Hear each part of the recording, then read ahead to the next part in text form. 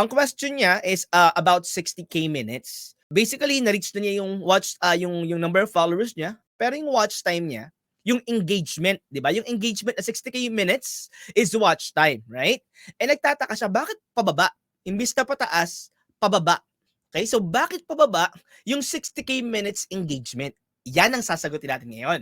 So the reason kung bakit bumababa yung 60K minutes na engagement doon sa monetization requirement is because meron po yung coverage. Ang nako-cover ng engagement na yon is the past 2 months or 60 days lamang. So, ibig sabihin, kung meron kayong mga views and minutes watch na nakuha na lumampas na dun sa 60 days na coverage, tapos hindi nyo napapantayan yung nadadagdag kaysa dun sa nababawas, kaya bumababa. Okay? So gets? Yung nawawala na watch time is mas mataas kaysa doon sa nadadagdag. Now, 'di ba? Normally dapat mas marami nadadagdag kasi mas marami na akong followers, mas marami na akong videos. Pero bakit pababa pa rin? Yan yung sinasabi ko sa inyo na may mga possible reason kung bakit bumababa yung watch time. Supposedly, ang pinaka-ideal dyan, sa pagdami ng followers mo, pagdami ng videos na na-upload mo, mas dumadami yung watch time mo in a daily basis. Dapat yung trend pataas. Pero bakit pababa? That is because meron tayong mga bagay na ginawa na maaring nakaapekto sa performance ng ating mga videos, or meron kang mga naging kakulangan. Alright? So yung pagpula ng dashboard, kagaya ng sabi ko sa inyo, is actually an opportunity for you to learn kung bakit mas pangit or mas maganda yung performance ko last 28 days kaysa ngayong 28 days na to. Okay? So, one of the possible reasons kung bakit bumababa yung watch time mo sa last 60 days na yun is because probably mas kokonti yung na-upload mo na video. Probably, I'm not saying na yun yung reason. Now, bakit sasabihin mo, araw-araw nga ako nag-live araw-araw nga ako nag-upload ng video Bakit hindi nadadagdagan? Hindi nadadagdagan naman yung followers ko. Well, hindi naman ibig sabihin na mas marami kang video at araw-araw ka nagla-live is mas maraming nanonood sa'yo. Kasi again, yung watch time or engagement is yung oras na pinanonood yung video mo. So kahit marami kang followers, kung wala nanonood sa'yo, hindi ka pa rin nadadagdagan ng watch time. Alright? So probably, yung mga followers na nadadagdag sa'yo is not really watching your videos. Okay? So ano yung possible reason ba't di nanonood? Well, probably hindi talaga sila interesado. Baka nakumusta sa follow to follow. Or probably, yung mga nag-follow sa'yo before, like a specific topic or video na diniscuss mo, tapos yung mga ina-upload mo na ngayon, is something na hindi sila interesado. So probably yung topic, yung niche na sinasabi natin. Kasi nag-follow sila sa'yo for a specific reason. Pero yung mga bago mong ina-upload na video, they don't find it valuable. So they're not watching it. Okay? Isa pa sa mga possible reason yan. Kaya nga lagi may advantage yung may niche. Kapag nagsa-start ka, it will be better if you niche down, and then as you grow, you niche up. Ibig sabihin, mas pinalalawak mo yung target audience mo, yung topic na dinidiscuss mo. Okay? Pero pag nag-uumpisa ka pa lang, mas maganda na you concentrate on a specific target market para on every video na ina-upload mo, they will be interested kasi sila yung iniisip mo tuwing gumagawa ka ng content. Now, sabi ko nga kanina, baka hindi ka masyado nakakapag-upload ng video kasi busy ka, hindi ka naman full-time sa trabaho. Well, there's still a way for you to get watch time kahit hindi ka nakakapag-upload ng video or hindi nakakapag-live. Anong ginagawa ng mga lumamang videos? Right? Most probably, yung mga bago mong followers, they haven't watched your old videos yet. So, try to re-promote. Kaya nga, maganda din na gumagawa tayo ng sinasabi nating evergreen content. Yan yung mga content na kahit hindi bago, is still relevant at napapanahon. Now, you have to spot the opportunity kung paano i-relate yung issue na pwedeng pag-usapan ngayon or napapanahon dun sa lumamang video. Okay, again, I don't know what your content is, I don't know what your video is, but you have to spot the opportunity.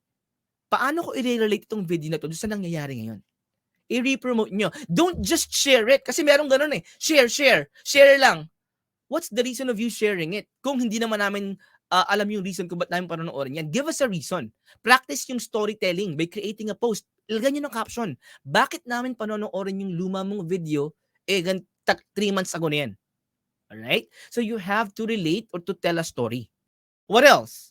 Bakit pababa? So topic, probably yung frequency na pag-upload ng video, yung mali yung nakuha mong followers, okay? Yan yung mga possible reason. So, again, ideally, pataas yung trend. Pagdami ng followers, pagdami ng nakukuha mong watch time. But meron talagang ganun. Especially kapag nagkaroon ka ng isang viral video tapos hindi mo alam kung paano i-replicate. Ano yung ibig ko sabihin? Kaya nga, pag tinatanong yung mga social media guru, tatanungin sila, ano yung sekreto sa pag-grow? Ang sekreto raw sa pag-grow is don't go viral. Bakit? Kasi sometimes you go viral nang hindi ka pa ready. So you cannot replicate kung ano yung ginagawa mo or kung ano yung nangyari kung bakit ka nag-viral. Hindi mo pa naiintindihan. Hindi mo pa talaga alam yung proseso. Hindi naman masama yung mag-viral. Ako, sabi ko, given a chance na mag-viral, I'll grab it.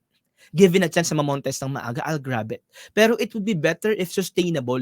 Yung unti-unti mo napag-aaralan yung mga bagay-bagay and then you master it until you can sustain it.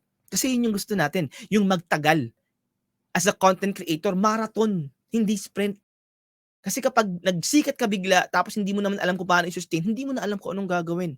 Magka-violation ka, restriction ka, kabado ka na kagad kasi hindi mo alam yung gagawin. Because hindi mo napag-aralan. Hindi ka dumaan sa tamang sistema. Kaya mahirap yung shortcut. One of the things na pwede maka-apekto sa pagbaba ng engagement mo ng watch time is, for example, na-promote ka ng isang malaking page, channel, profile. Oy, puntahan nyo to kasi nagpaparaffle to.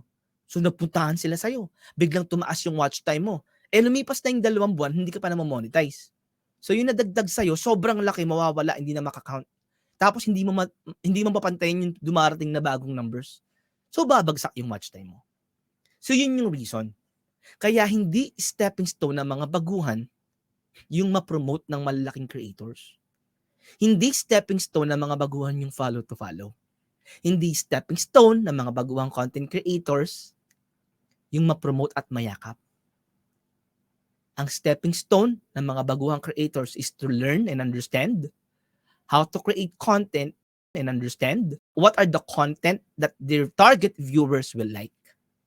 Kasi from there, you'll learn and improve in a daily basis and alam mo yung nangyayari, naiintindihan mo.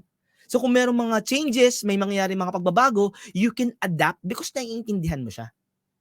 Yun yung totoong stepping stone. Alright? So, kung nag-agree kayo sa akin, can you type in there tamang #tamang sistema? Kasi I wanted to feel na may nakakaunawa at merong mag-a-agree and I hope that in the future, you can also share it. Kasi yun yung ginagawa ko dito. Alright? Type in there tamang sistema and then we'll start our bisitahan ng mga page at profile. Alright? I hope nasagot ko yung question mo. Nawala. Leila? Alright? Maraming